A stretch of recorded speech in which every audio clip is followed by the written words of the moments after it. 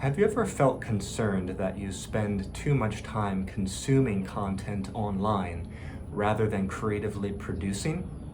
In this video today, I'm going to give you some tips for how to break out of that trap or stay free of that trap. I actually realized something about myself a few years back, which is while I wasn't necessarily too addicted to watching negative or superficial content online, I was pretty addicted to watching great, uplifting, enlightening, informative content. And you might say, Matt, what's so wrong with that? Well, the problem is, even if you're watching good stuff all the time, you're still watching stuff. You're still passively absorbing content, and you're not growing the skills necessary to create and produce your own content. And I think if you are a human being, you know, creativity is your birthright, and you're not going to feel very good about yourself and about your life if you're not creating. That's just something that we need to engage in as humans. So be aware of how much time you spend consuming versus producing. I actually spend a lot of time online, a lot of time making videos, a lot of time communicating with people on social media. But I do remind myself that that's a little bit different because it's all based around my creative process and my creative production and bringing products and services into the world. So if I'm doing that, I give myself a little bit more of a free pass. But even that, I feel like sometimes I need to control and remember to get out into the world and meet friends and hang out with friends and travel and be in physical, have those physical experiences and not be at home all the time online. But anyway, I hope these tips today are going to help you move into becoming a creative producer. And if you look at my website, languagecardgames.com, or if you visit this channel, Legendary Language Learner, you can see how productive I've been over the years. And the reason is because I practice and I reflect on these tips that I'm about to share with you today. So again, I hope it's really helpful to you. And if it is, give this video a like, leave me a comment, let's start the conversation. I really want to help you out. So first, to start off, why should we even consider to do this? Well, when you shift to becoming a creative producer in this world, you're going to enter into an arena where people may criticize you or make fun of what you're doing because you're putting a product or a service or a work out into the public eye. So your baby is gonna get attacked. And that's gonna draw out all sorts of reactions within you, both good and bad. You're gonna be able to grow your skills as someone who stands in the fire, stands in the public arena, gets a thicker skin, and gets stronger. You're gonna grow the ability to share pictures of yourself, photos of yourself, photos and videos of yourself, photos and videos of your products and services, sharing your creative writings, your blog articles, and so on, being able to coach and teach and lead, all of this stuff. When you start to do that, there's gonna be people who want to throw a stone at you. Now, I just saw a quote, this is a little bit of a tangent, but I just saw a quote that a friend posted on Twitter that said, if people tried to pull you down, remember that they're already below you. And that really touched me today because I think that's often true. The people who come out of the woodwork to throw stones at you and try to take you down, those are the people that actually could use your advice and could use your help. So in a way, you're going to be showing your strength to the world and your ability to help the world. So don't worry about the haters. The haters are the kinds of people that give us something to work with and give us something, that's fuel for us to learn how to get better. So the first problem people encounter when they try to move into becoming a creative producer is they're not really sure what should they be a creative producer around. A lot of people will say, I have no talents, I have no passion, I don't know what I should be doing. And that can take a little bit of time to figure out. That's normal. Don't feel bad about that. Just experiment and try new things. But I want to share with you a model today called the ikigai model. This can help you find out your zone of genius, a product or a service or a field that you can focus in that's going to help you bring to fruition or bring into creation the right thing. And the ikigai model has 4 sort of overlapping circles, And where every circle overlaps in the center, that is the area that you can focus on. Now, the 4 circles are, what do you like to do? The second circle is, what do you have a skill for or a talent for? Keep in mind that what you would like to do, you might not necessarily be very good at. You might not necessarily have the technical skills for. And on the other hand, what you have skill for or what you have talent in might not really be something you like. So those 2 things don't normally go together. That's why this is important to brainstorm. So what do you like to do? What do you have a skill for doing? What can other people in this world benefit from you doing? Or what do other people in this world have a need for or a need of? So this puts you in other people's shoes, thinking of what they actually need. What's their problems? And then the 4th circle is, what can you make money from? So those 4 circles, when you overlap you can brainstorm inside of each circle, and then you can see what are some things that actually fit every circle. And this, this is really just a brainstorming tool. Don't think of it as a light switch on or off. Don't think of it as yes or no, black or white. It's a brainstorming tool that's going to help you come up with a lot of ideas. So brainstorm on your ikigai, reflect on your ikigai. And one more thing I would add is, as you move into creative production, I do think it's important to focus in on an area that you love so much that you would in fact do it for free. And the reason is, if you do that, you're going to be more confident that over the years and years it takes to develop your service, develop your product, or get better at your creative production, you don't give up, you don't get bored, because you've chosen something that you love to do. Okay, after you've focused in a little bit on what are you going to actually be what are you going to be productive around? What are you going to create? Then you're going to have to analyze your schedule and block out time for creative thinking, conceptualization, and creative production, writing, artwork, music, whatever it is. You're going to have to block out some time for that every week, and it's going to have to be a few hours each time, because creativity, I have found, beyond the shadow of a doubt, requires solitude. It requires deep thinking.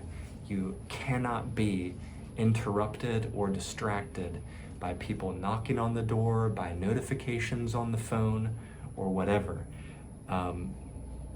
And I've gone back and forth over the years. I've tried different things. I've experimented with different types of habits and routines, and in times when I got really, really busy and life was really, really frenetic for me, I did learn some tactics and techniques to stay creative, even when I just had little bits of time opening up on my schedule. I learned how to still be creative, even when life was crazy. But at the end of the day, I still found that as a creative producer, nothing can beat getting away from the noise, sinking deep into solitude.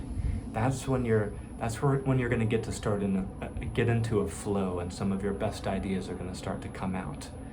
So the more time you can block off each week, the better. Could be a Saturday morning from breakfast to lunch. Could be a Sunday afternoon. I don't know what works for you, but you're going to have to analyze the schedule and see what works best. And for those of you who are so addicted to devices and you seem to be so easily distracted and you lack focus, I want to give you a tactic that you can try. And I don't know a good name for it. I named it the Digital Island. You can decide what are going to be some times for you every day that you are not going to use devices, that you just turn them off and put them away. It could be at meal times. It could be for an hour after lunch. It could be for the first 2 hours after you wake up, or whatever. But you can decide where throughout the day, where will be these sorts of oases where You're not going to use technology, and you're going to practice your writing, practice your art, practice your music. Gosh, I can't emphasize how important this is today, to practice taking action, practice actually producing things, because you're never going to get better at your art, at your creativity, if you're not actually doing it. You can only watch so many videos that teach you and tell you what to do before you actually take steps to do those things. I think we should emphasize action and real practice a bit more than, or actually much more than, we just learn about things, read about things, listen about things.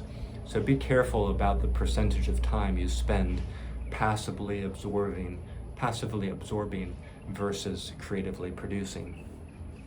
Okay, and the last thing I want to share with you is something about the creative cycle.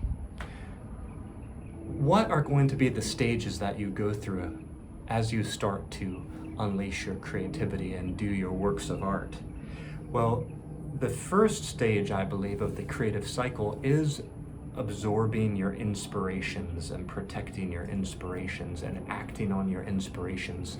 So do absorb some content. I mean, obviously you have to get some ideas from somewhere, right? So watch some videos of your favorite creative producers, visit some museums, read some books, get inspired. But remember, what I was just saying just now is that stage can only last for so long, and then you have to turn off that faucet and move to the next stage, which is incubation.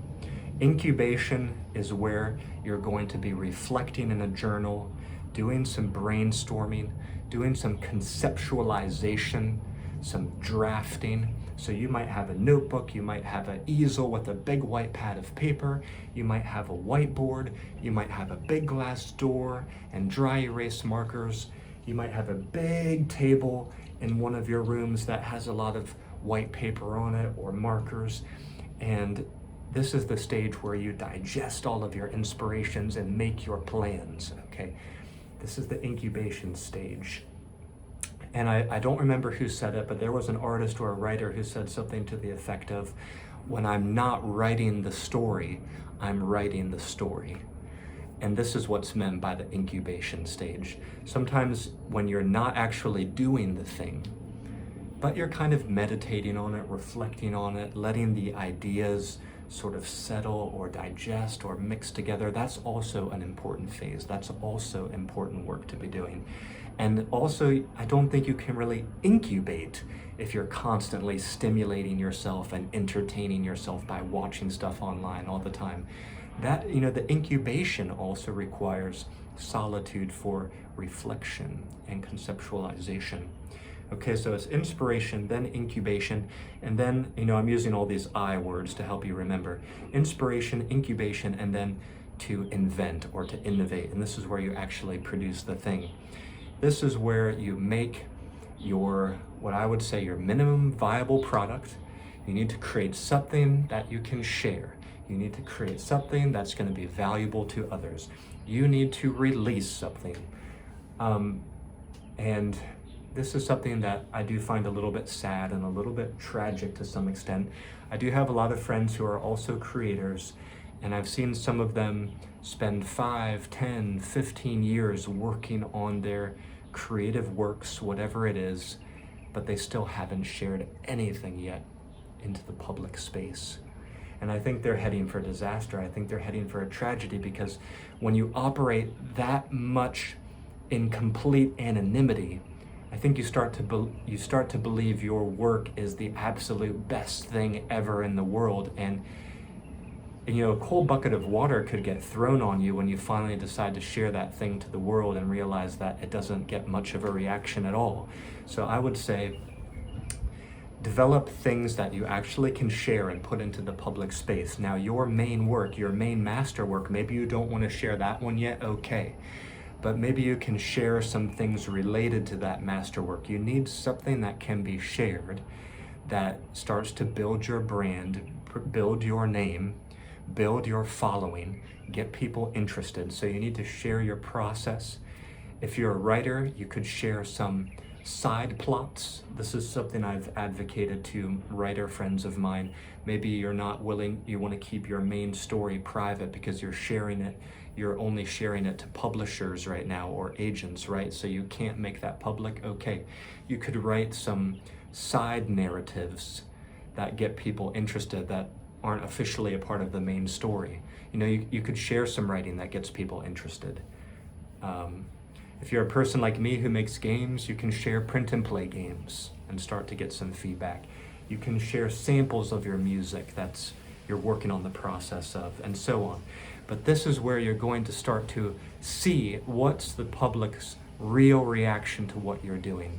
What's their feedback? What's their criticisms? Do they like it? And this part can be painful, but it's very important to not stop no matter what kind of feedback you get. Take the feedback, good or bad.